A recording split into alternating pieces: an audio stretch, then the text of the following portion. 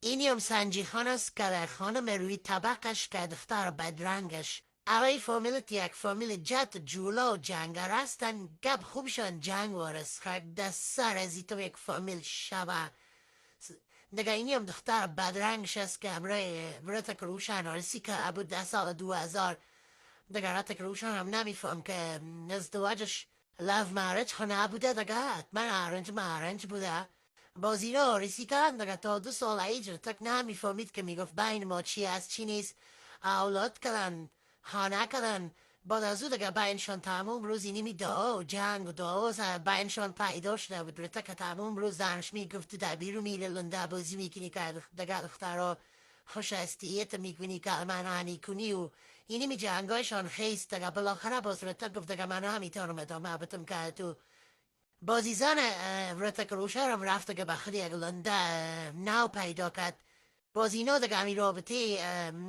چی خوده آرزی خوده طلاق گرفتن به رابطه دوستانه تبدیل کرد فیلم رتک که ازنش مثل یک دوست است اما طلاق شده هستن به خاطر که گفتاسیاتش بالای اولادای ما نبیه که ما از هم جدا شدیم طلاق گرفتیم از خاطر بینشون خوب هستن نیم دگه بچی رتک روشن است شاید دگه دا آینده ایره امورا کش روشن در میدان کش تا کیرم مثل را تو روشن واری یک روز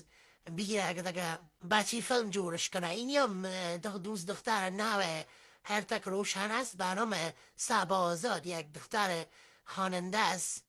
رقاصه و خواننده است دگه میری تک در کجا در استعداد داره خاک در سر ازی در کجا مر فیلم ازی خوش میکل فیلماش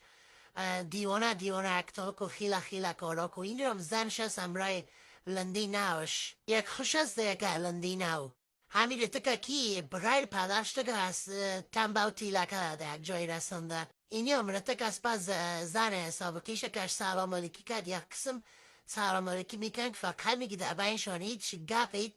گپ نبود اندگه ای رتک بیلیوکت گست از دو واسطه پدرش است که بعدش تمام فیلم های خوبیش بعدش میتکه دختر قیمتی خیر میره فیلم پر میکنه بعدش نباشه حاکم نیزی هرتک دیگه ریکای دیوانه از همه کارهای خیلی اگه خود خیج نمیمانه کده پیرر دیوانه گرش پوشیده ای زنکی صوتی کتا چندین فیلم های میره تک روشن ناکام برآمد دیگه باز پرشی نمیره پس دوباره اگر سرپای کدگنی از کار حالتی ده بود مثل دیگه